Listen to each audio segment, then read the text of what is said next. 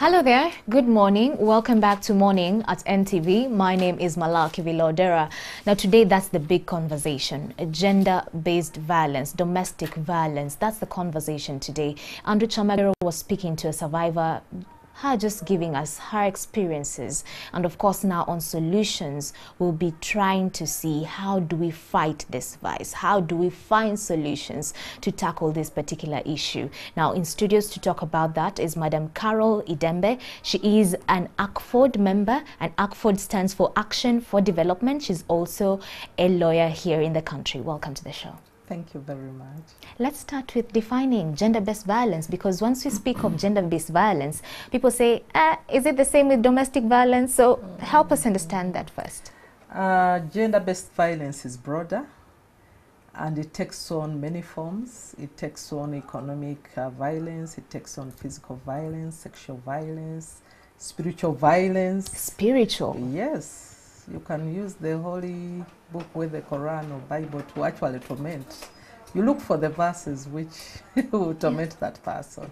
Yeah. And yet there are very many positive verses that promote unity, promote love, promote family, dialogue. So you decide where you want to pick. Yeah. Yeah. So gender-based violence is a broader picture. Yes. But now domestic violence is somewhat related. It takes place in the family setting. It's in the confines of the family. Okay. But gender-based violence can happen at your workplace, can happen at the road, can happen anywhere. So it's broader. Okay. But when we talk about gender-based violence, of course, that which is, pronounced as much is domestic violence. Yes. But when we're having a conversation, you're telling me that it happens everywhere. It happens everywhere. It happens everywhere, Yes. but we just don't see it. Yes. And it doesn't have to take the form of me having a black eye or having a scar here and there. But even like you're saying, being demeaned is violence in itself. Tell us more about that. We have sharp words that we use. And so sometimes somebody would decide to either even keep quiet. If a husband comes back home and doesn't eat your food or throws it the other side, psychologically it works on you. Or sometimes he'll abuse you consistently. And when we talk about domestic or gender-based violence, we are talking about male and female. So we don't want to say that it's only female or men, but it's happening with the two genders. And sometimes the men are physical, the women will use their words.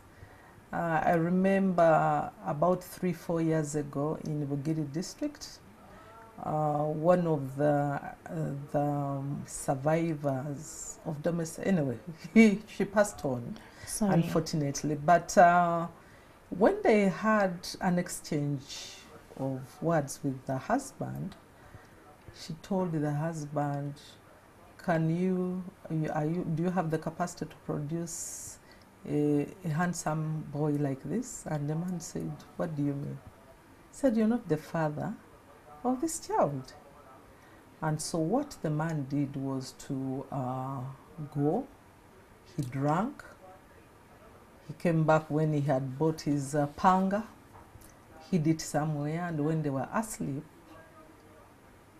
he woke up, cut the husband, because the husband had asked him, so who's the father of this kid? And stupidly the woman said. So he said, oh, so and so from, he said, yeah. And so he killed her, and then also killed the baby, and put them in bags, and went and dumped them to the father, in quotes, the one that the wife had told him. So in the morning, when the family woke up, they came out, the proposed paternal father. They found people who had been killed, and people were asking, they looked at the faces, and they said, but this is so and so. And the man had run away. But the police found him in a different place, in a different sub-county. And that time, people reported there's somebody who was fallen on the roadside, and so we don't know whether he's drunk or he's mad. So the police picks him, and later when they asked him, what has happened to you? Who are you? And he gave the names, and they were now corroborating with the husband who had run away. But in court, when they asked him why he did it, he was not apologetic. Wow. He said, I did it because this is what my wife told me, and I cannot bear seeing her with that child. So the violence, so it depends, because sometimes the women use words and then the men become physical. So that's why we promote during the 16 days of activism that started yesterday, 25th November up to 10th December. We're actually creating awareness, but we are also asking people to be tolerant to one another, so that anything can mean another thing. The other party might misinterpret it, and then you have violence, we have death. So tolerant in terms of communication, clear and open communication. But just tell us how we can solve this, because you're a mother, I'm a mother, we are women, we are married. But when in the African setting, when you're about to get married, you're always told, you as the woman, you're the cement that will stick this family together forever. So in the event of, abuse, persevere. In the event of anything, that might maybe put you at risk, you and your kids, persevere. After all, there's this thing they call martyrdom. Them that persevere and survive are quote unquote called to be the strong women in society, the African lady. But at what point do you walk away? I think for me, first of all, walking away will come in, but it is, you give it a benefit, and first of all, you need dialogue. Because even within our family setting, there were layers of negotiations. There were layers where you would go and report that something had happened. It's healthy. It is an African value that we think it was good. But the issue is the sengas and the uncles need to move a little bit away from that conversation that was there. Because when you see things are really, really bad, you need to tell people to move apart. So that many of them can sometimes come back. Right. One of my colleagues who's a magistrate told me, issues of marriage, relationships are also not very easy. Because when they go to court, they will quarrel, they will abuse each other and sometimes court, that's why court gives you 6 months, because you may reconsider coming back to one another. But they separate you, because there's where it really needs people to separate and rethink about their own strategies. But this magistrate, a very good friend of mine, later had to set them asunder, and they were divorced.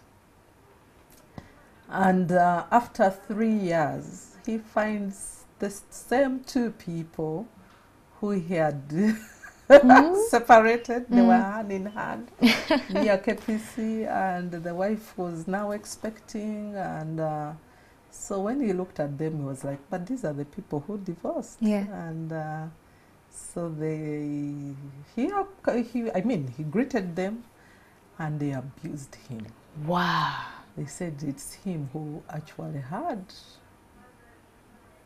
caused their separation. So that's why issues of marriage and relationships Are sensitive. Are very sensitive. So do we say that the solution is in the marital counseling bit and the messages that these couples are given at that point, and also what the sengas and the uncles tell these people? Do we start the reforms from that point? For me, I think the manual has to change a bit to look at the reality.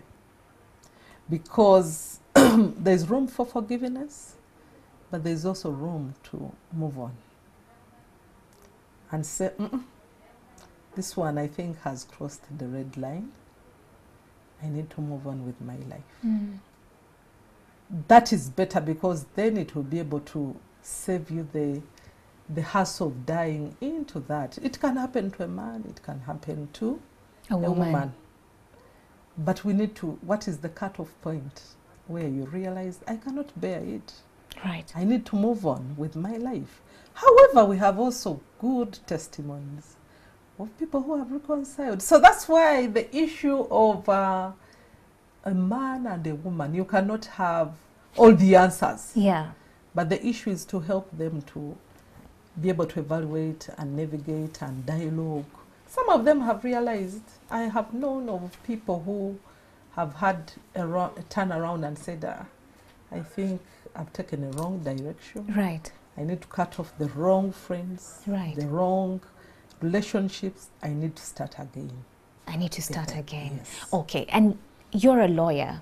Just enlighten us. Do we have laws and policies of gender-based violence in the country? Yes, actually Uganda is not short of laws and policies. If we have a country that has passed many of the laws and policies, it's Uganda. We have the Domestic Violence Act, which was passed by Parliament and assented to by our President in 2010. And it basically looks at domestic violence, but also gender-based violence within the confines of the family and the community. And it gives many parameters, considering that there are many avenues where you can be able to report issues of domestic violence. And one of them is the local council courts. Recently we had the elections, but it's good. And usually the vice chairperson, the lady, is the one in charge. But even when the court is deciding, it should not be one person. All of them have to be part of that committee. And you know, when it's the local councils are nearer where the people are. Right. It is within the community, they know each other. So they need to sit and listen in. But of course, it's not enough to put people in power and swear them in. There's need to educate them about the law. Speaking of education, during the Women's Day, of course, a few months ago, the president came out and said that, you know what, I'm totally not in support of men abusing women. But there's this one member of parliament, the member of parliament of Bugangazi East, member of parliament Onesmus, Twina Masiko, came out to say that, you know what, it's okay to press the woman here and there. Let's take a look at this. I talked about the beating of women, and I said that men who are cowards are the ones who beat women. Why do you beat women? Why don't you, if you want to fight, why don't you look for fellow men and you fight?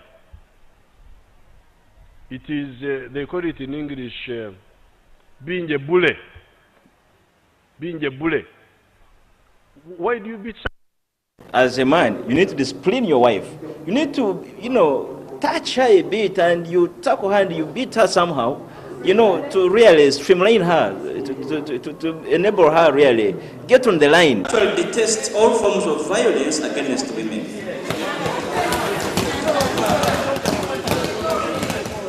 Kindly accept my sincere and unreserved apologies, honorable members,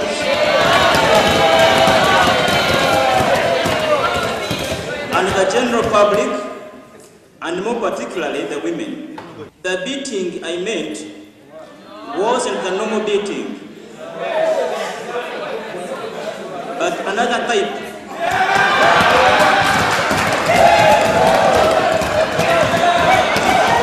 What is this other type of beating that he meant? Using the word beating, whether it's in the sexual connotation he was trying to use, still belittles women. He's contradicting his words. What he said, and I watched on TV, was different with what he has talked now on floor of parliament. We don't really encourage any form of beating to women or to the girl child. So you can imagine, he spoke about education on the part of leaders. He represents an entire constituency. So how can we effectively educate such leaders? Remember, we are still in an African context. Such things are permissible. How do we even start educating? For me, I think if, since he's even a new member of parliament in the 10th parliament, what the other fellow members, especially those who have been there, is to actually educate him about the Domestic Violence Act, which was passed by parliament. Yes. Because he might be a legislator but doesn't even know that we have laws on our statute books. But I also want to say that we have the penal code, because some actions actually in the Domestic Violence Act are a little bit lenient, but when it gets to the penal code, some sections are very harsher. So depending on what you have done, they can charge you according to, yeah. So, but for me, I think even for legislators, they need to be educated, they need to be aware, they need to be above the average Ugandan. I mean, if I'm a legislator, I should be reading more, I should be doing more research, I should know what my predecessors did. If there is an amendment, then we can amend. So we really don't want ignorant people. Right. Because by the time you become a member of parliament, you are above a certain level. That's why the people of Uganda, the people of your constituency, we are able to entrust you to be able to represent them. So if you're representative, you need to do a lot of research. Okay. You need to be very aware about the environment in which we are operating. And then people will know this person can fight for us. Can fight for us. All right. And we do have a question for you on ground from Andrew Chamagero. Of course, he's with some of the survivors of gender-based violence. Andrew Chamagero, shoot, in case you can hear me. Yes, Marla, Annette here happens to have some questions to the ED. Mama, who's in? Hello, Nyabo. Mbadde mbuuza kati nga nze tinze kennyini nze ntuuse nga neeyogerera mu nsonga zange naye ate wali abakyala abalala bangi abali mu mbeera embi okusingako ate oba neeyange kati kino ekibiina kyo mukiyambye mutya okulaba n'abo nabo nga batuukibwako ekirala wadde owaabye tebakuyamba naate omuntu yenna asigala ng'akyatambulirawo ng'alina ssente kati nga nze kennyini tinze kennyini nze n'abaana 5 omusajja abo beyandekera mbasomesa mbambaza obulwadde buli kimu nga kiri ku nze kati mbadde nsaba abaami nabo muyambe kino ekitongole mubakwateko. Okay. Well, those are 2 questions. One for Rose here. Hey. Good morning, Edie. My question is that usually when these victims report cases to police, a file is opened. But where the problem comes from is sanctioning this file. Between the period when this person reports and sanctioning the file is where the problem is. In between there are a lot of bribes. There is a bond that is given to these people and they go scot-free. They do not answer to anyone simply because some of them have an upper hand. Now the major problem is coming in at police level. How are we handling these policemen so that they do not work hand in hand with these perpetrators, but rather help the victims to get justice onto whatever has happened to them? Well, there you have it, Marla. Those are the 3 questions we have from the ground. It's entirely about how we bridge the gap. Thank you so much, Andrew Chamagero. Back in studios, you can respond. Yeah, thank you very much for those questions. I'll first of all deal with the last one and then deal with the one for Annette, the survivor. The government has a whole system of how to handle this, but sometimes the Bible says, my people perish because of lack of knowledge. I want to tell you that right now, if you have issues of gender-based violence, you could be able to actually directly deal with the DPP, the Director of Public Prosecution. There is a gender-based violence desk.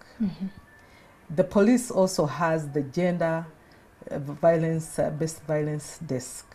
Work with them because they are now more trained to even handle these issues. But if you go with the general police, not every officer knows how to handle the issues of gender-based violence. So there is a whole desk to that.